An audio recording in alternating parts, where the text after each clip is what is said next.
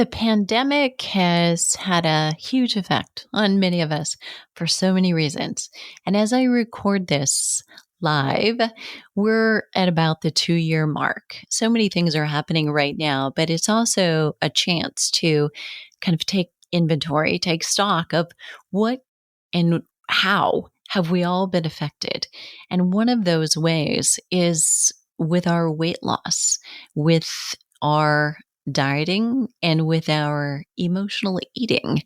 And I have my favorite emotional eating expert back with us today to look at the effects and the influence of the pandemic on all of us and on our consumption of certain foods and the way that we are working with them.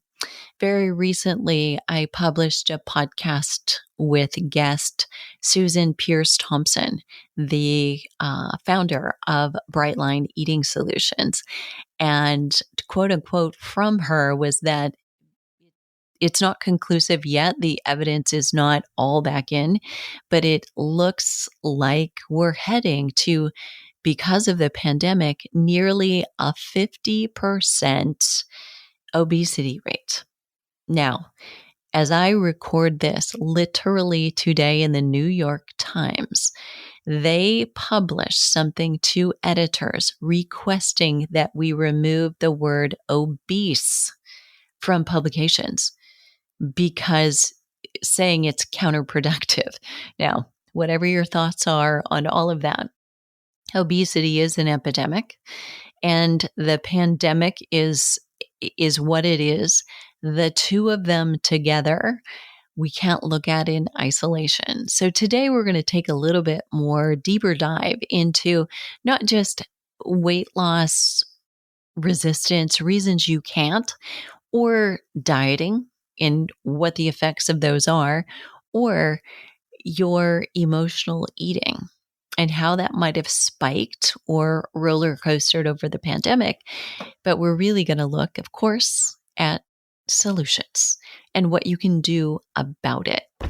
I'm Deborah Atkinson. You're listening to Flipping 50, where I address your top struggles and concerns, but most of all, we hope to inspire you so that you can have the energy and the vitality that you want, need, and deserve in the second and better half. And to do that, I share how to eat, what to do in movement, and how to change your mindset. And in today's podcast, there's a little bit of all of that. Can't wait to introduce you to my guest. So let's get started. Trisha, it's so good to have you back. Oh, I am very happy to be here. I just adore you and the work that you do. So thanks. It's an honor to be here. Well, we can just continue falling all over each other, or we can actually dive in. Right? Oh, come on. Say some nice things about me, would you? Well, I love your hair these days, Oh, really. thanks. Now, actually, what I really love about you, when I think about you, I think about once I saw you in a yellow dress, and I'm like, nobody else could pull that off. Oh, but you do. My fluorescent yellow dress. But you have this glow and radiance. I mean, the bright colors, I've seen you wear every single one of them, and I love it on you. Works. Both springs, so you rock out some of those pinks too. I like those colors. Yeah, on you. I've been told those are not my color anymore, but that's a whole other story. Well, just check with me. I'll set you straight. Thank you.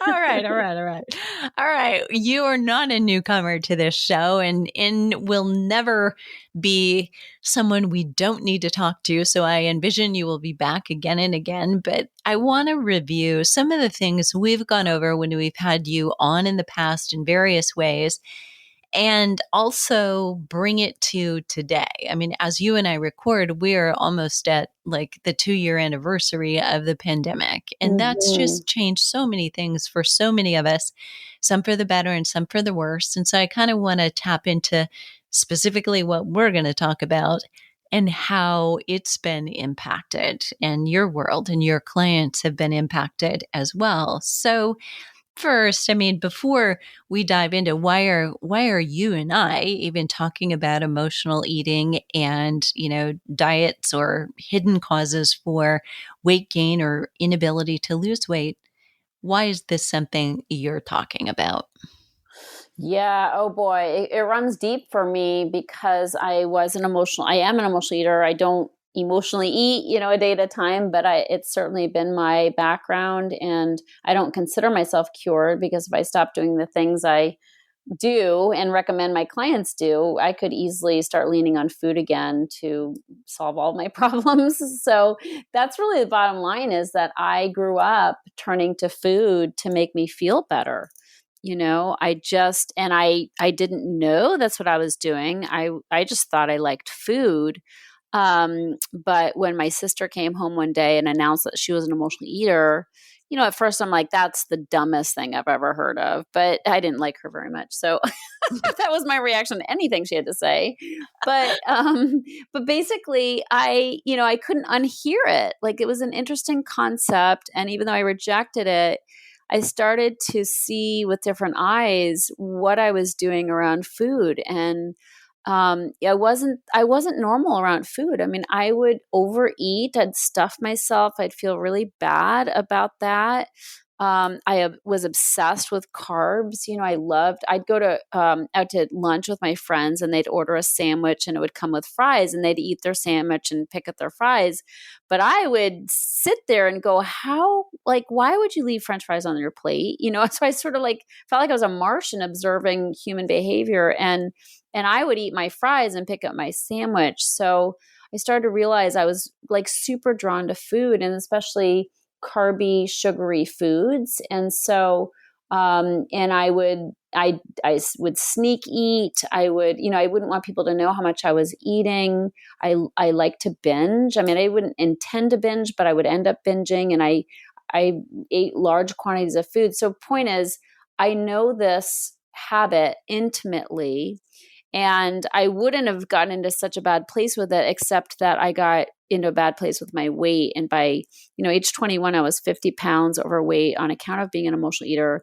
And I was also out of options because I tried so many diets and exercise programs, and nothing stuck for me because I was an emotional eater. So when I learned about this piece, and I sort of came to terms with the fact that I was an emotional eater, and I found somebody to help me with it, it turned everything around, because I wasn't needing yet another diet. I was needing to divorce, divorce myself from this very unhealthy relationship with food. And when I did that, it changed everything. So I am so passionate, Deborah, because I know. And plus, when you think you're over it and it comes back with a vengeance. And so I know the hell of that, of having different sizes of pants in your closet, because you never know where you're going to be on the yo-yo ride, the roller coaster ride of yo-yo dieting. So that's where my passion comes from. And also from the fact that I did, on account of my own search, I found a way out, and I codified it in a very simple step-by-step process. So I just want everybody to have that, so they don't have to do the dieting crazy anymore. Well, and with that, I want to ask you a question about diets. And I know that I've asked you this before, so I'm really going to put a spin on it here, sister. Okay. So, I mean, yes, there's, why is it that you think 98% of all diets fail, and 100% of the time, that's where we go, to a diet, thinking that's the answer? It is so seductive. It's crazy. And a lot of people have heard that, but it's sort of like we have this amnesia where we forget, and in the moment, I mean, it's kind of like when your house is on fire, you're like, just put the fire out. I don't care how you do it. I don't care where you get the water from, just put it out. And that's how it is when we've gained weight. It's such an awful experience, and you feel kind of desperate when you realize you see yourself in the mirror, or, you see a video of yourself and you're like, oh my God, and then you're like, quick, put the fire out, just get the weight off. And so we get seduced into yet another diet. And, both you and I serve, women whose their ages skew a little older, the over 50. And we, people in that age range, they've been on, a ride, decades of diets, absolutely decades of diets. and it doesn't work. They're in the same place, yet again. So we get seduced, I think, because it's quick. We tend to have a quick fix mentality. And we forget, we don't add up all the different things we've done, all the dollars we've spent on things that didn't work. We don't stop and take a long view of it. We're just kind of taking a slice out of today and where we're at right now. And we just want to put the fire out. So it's sad because, if nothing changes, nothing changes.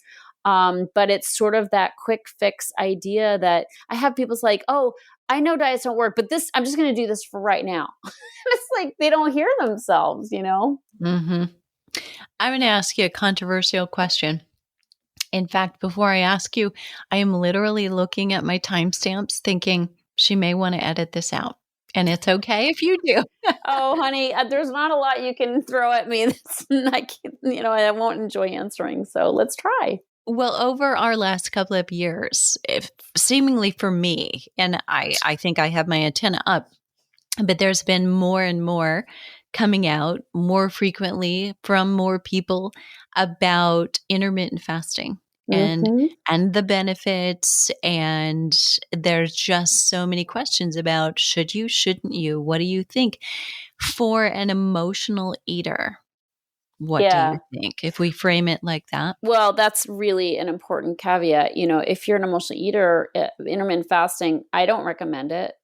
I like putting, I'm like, well, the science is sexy. I'd like to live longer. I'd like to have my cells rejuvenate, so I'm like, okay, I want a piece of that action. And I think that's why intermittent fasting is so interesting, is because there's some really great science. Emotional eaters, though, they'll use the science to justify doing it for their real motive, which is a diet hack. Okay. So again, we're seduced by diets. Wow. Maybe there's a shortcut. Maybe, there is a magic pill. Maybe there's some magic diet. And so we think of it that way and we try to hack the system. And what's also true for emotional eaters is that my experience is food for us has a different place it plays a different role in our lives than it does for other people. Well, let me just mention, I was going to go there and say, I try to put 12 hours between my dinner and my breakfast. Okay. So that's as far as I go with the fasting thing. I think that's healthy. 12 hours between, I have to make sure I eat enough and a good, healthy dinner. But if I do, I can go 11, maybe 12 hours. So that's as far as I go with it. Beyond that, I have little alarm signals that go off inside of me because I'm an emotional eater that say, danger, danger, I'm starving. Okay. And part of the reason why we have those alarm signals is because as young people, as kids, emotional eaters typically had some messed up stuff happening as a kid. Okay. Trauma is no stranger to the emotional eater. A lot of times we started out with very dysfunctional homes, not always, but, and mine wasn't terrible, but there's stuff that happened where that caused me to turn to food. And when you turn to food as a kid, when you don't have a whole lot of other options, so food's kind of like the only thing there. Food, fantasy, masturbation, that's kind of, TV. Those are like our options, for numbing out. So when food is there and you use it, it basically works, and it in some ways you could say it saves your life. Okay. So as a kid, when I didn't have other ways to get through the pain of my childhood, I had incest as a child, I'm grateful I had food to numb out. I'm grateful I put some layers on my body that they didn't really make me safe, but they made me feel like I was safer. Food was there for me. So that's great. And if you're in the intermittent fasting as an adult and you're going too long without eating, I just find that as emotional eaters, we tend to have a red flag it feels more dangerous to us to be hungry than your average person. It doesn't feel good. It's not invigorating. It feels scary. And there's a very childish, primitive part of us that feels like we're unsafe. And so that's what causes binging once you open your window up, So, and I've done polls of emotional eaters, and they're like, it's great for time, but once I start eating, I can't stop, or I eat all kinds of crazy, unhealthy foods once I start. So, and that's not true for everybody. I also, but it's true for a lot. And I also find, Deborah, that emotional eaters like IF sometimes because it keeps them out of the kitchen. And if they're in the kitchen, they're so out of control with food. The idea of staying away from the kitchen for 16 hours makes them feel safe. Like once I go in there, I'm out of control. So I'm going to do this diet that keeps me out of there. But to me, that's kind of sad because there's a better way out. There's a way by which people can go into the kitchen and feel safe and not eat everything in the cupboards, and to me, that's a better way to go than I'm going to do this extreme, way of eating where I just don't go there, because if I do, I lose it. There is a way by which somebody can be peaceful around food and not lose it, in which case they can eat 3 meals, and be okay. I love that. So well said. And I want to come back too to something I know you've told me before, like the magic 3, that I think the way you teach that system and the method that you work, I actually put intermittent fasting on a continuum. And I say, there are so many different ways to do it. And we don't have to be talking about water fast for days, but just going overnight and between meals without eating. For a lot of people, that's as far as you need to go, and you'll see dramatic increases in your energy and benefits, and potentially decreases in your cravings, because Yes. you just, here's what I'm doing and here's what I'm not. Yeah. No, I start people up. I have something I call 3 meal magic, and people really do find that it's magical, even though it's really not magical. it's all it is eating three meals with nothing in between. But that nothing in between is significant when you've been grazing and snacking, for a long time. Just kind of putting the brakes in between meals can really transform somebody's diet, because it's the snacky foods that generally cause us to gain weight. It's the chips, it's the chocolate, it's the carby, it's the bread. It's these kinds of things that aren't staples for us, and aren't really nourishing our bodies optimally. So I really like it. And it just helps people also see that they are emotional eaters. If you stop snacking, and you're going to start noticing how many times you're like, oh, I should go get something to eat. And you're like, wait, but it's not a meal. There's not mealtime, and it saves my bacon oftentimes too, because I still do it, literally 30 years later. And it's, when you're in Trader Joe's and, you can smell the food they're cooking and they want to give you samples. I just think that's not my food. That's not my food. It's not mealtime. And it just makes it really clear. And I keep moving, and I'm like, no, I'm going to wait till lunch. I'm going to wait till dinner. And I like those very simple boundaries. Smart. I love it too. For listeners who are maybe newer to how do I unwrap whether it's emotional eating or it's just cravings, something I want, versus physical hunger. How can you put that into words for a listener who's wondering, I don't know? Yeah, well, I do find that 3 meal magic to be very helpful in that instance, because like I will sometimes say to myself, I'm so hungry, and then I'll look at the clock and it's 10 a.m. I'm like, really? Like, are you really starving? And so and because I know I've eaten it. See, if my eating's off and erratic, I can't tell the difference. But if I'm eating a good breakfast, good lunch, good dinner, good, proteins, good vegetables, good, healthy fats, if I'm doing that, I can pretty much know it's not physical. And that will beg the question, what's going on? What is it? And if it's 10 a.m. and I'm just convinced I'm starving, I'm like, okay, Trish, what's really going on? And just that pause where we're not doing the knee jerk, go straight to the kitchen and open a refrigerator, just that pause of what's stressing me out, what am I, avoiding, what's going on? And I'll tell you, I can recommend the PEP test, which is a way to kind of check what's going on.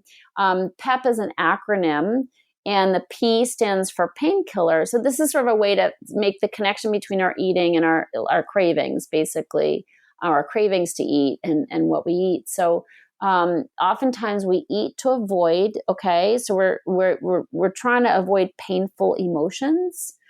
Maybe a relationship that's not working out, or a job that we don't like, a boss we hate, whatever, but life's got plenty of pain, a parent that is constantly in need of help, or a dysregulated kid. There's plenty of pain to go around.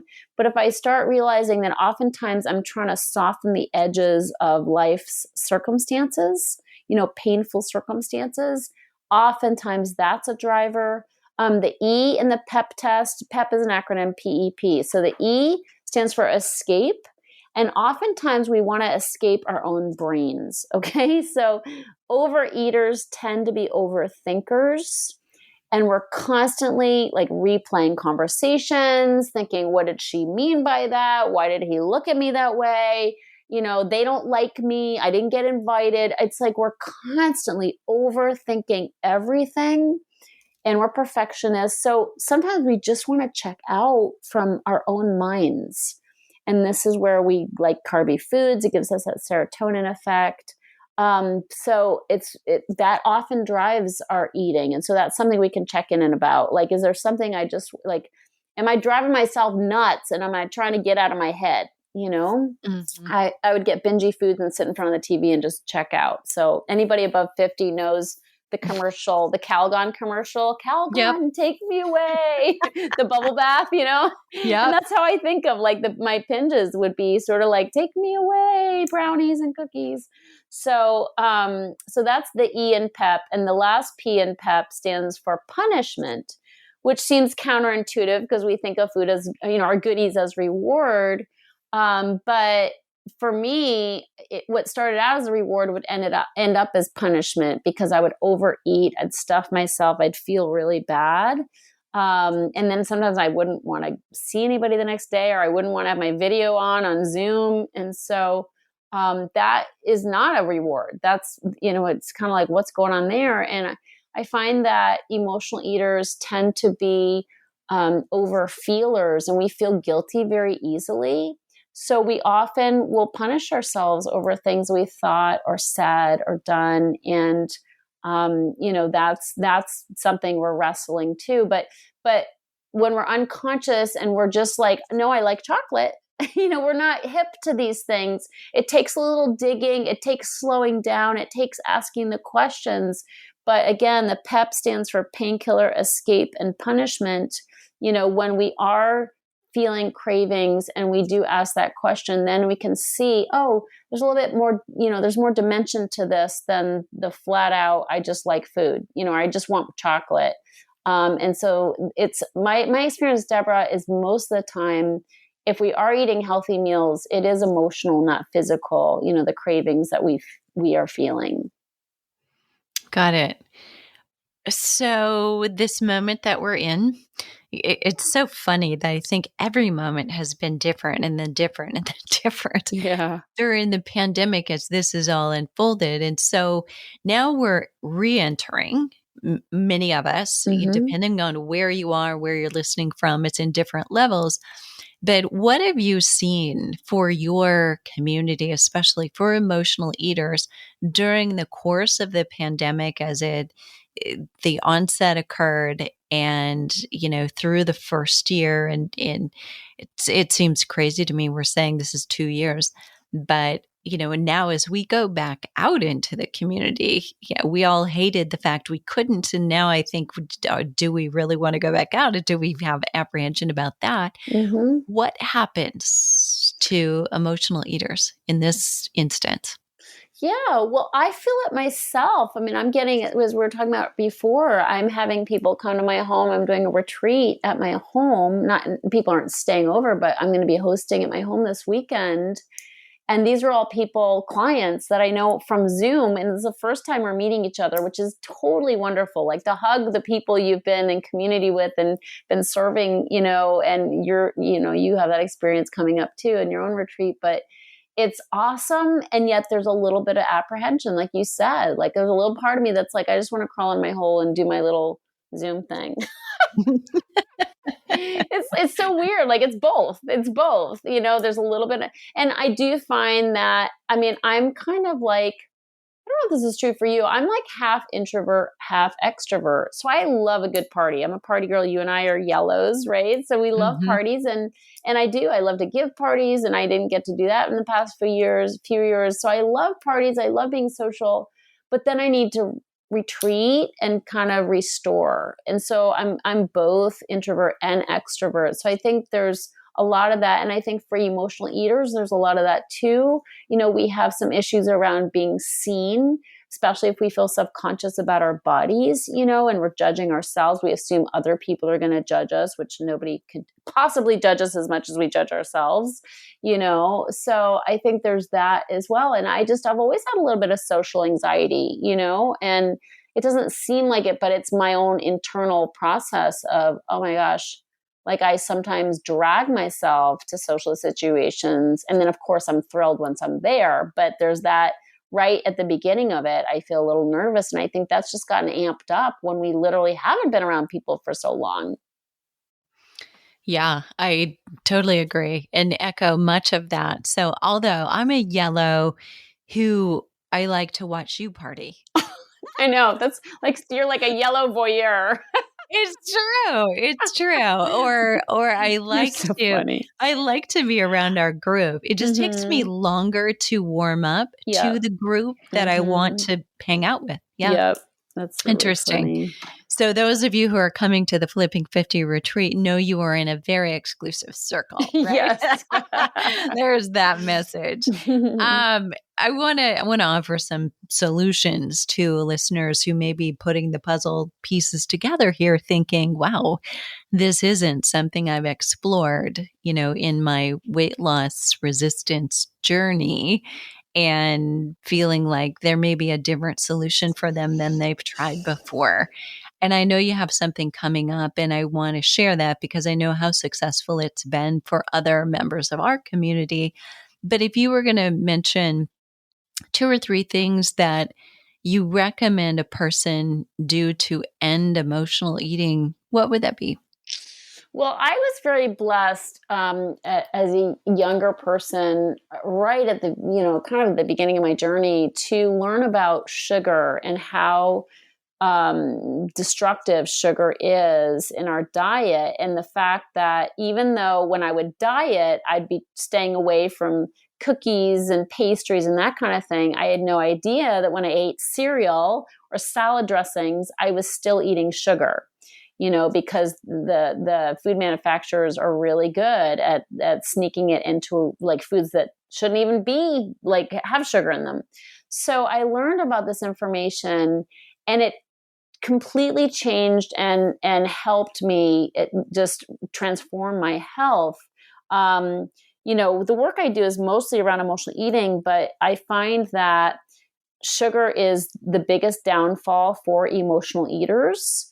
Not only because it's so tasty and it does a good job of serving as a painkiller, an escape, and a punishment, but also because it's physically addictive and people fall down the rabbit hole without even when they're thinking they're doing well, and that's the worst for me. It's like you think you're doing great. You're trying to be really conscientious about what you eat, but you're still ingesting sugar, hidden sugars, you're taking in, and it's setting up a craving. And you're like, I can't possibly eat this healthy diet. I've got to go eat donuts, and it's so cruel to be thinking you're eating clean when you're not. So I created something called the Quit Sugar Challenge, and I created it to be really fun. It's 5 days, and it helps people find the hidden sugars in their foods. And even people are super healthy and health conscious end up always finding sugar and, foods in their cupboard that have sugar in them. But it's just good to raise your awareness about these hidden sugars. There's over 80 names for sugar, so we have to learn about those names, and we have to really, it's so we don't have to, but if you want to have success in weight loss, it's super helpful to clear the sugar out. So you're at least not stacking the cards against you with physical triggers. And so get the physical addiction out, and then we can deal with the emotional addiction. So in my Quit Sugar Challenge, I not only do all the mechanics of how to get sugar out of your diet, and I read so many labels at Whole Foods and other supermarkets, Trader Joe's. So I know all the foods that literally don't have sugar and all the hidden sugars. And I just share all of it with people so they can sidestep the traps. But I also do mindset calls to help people with the emotional dependence on sugar. Because people are like, yeah, I want to quit sugar, but I can't possibly, how would I get through life?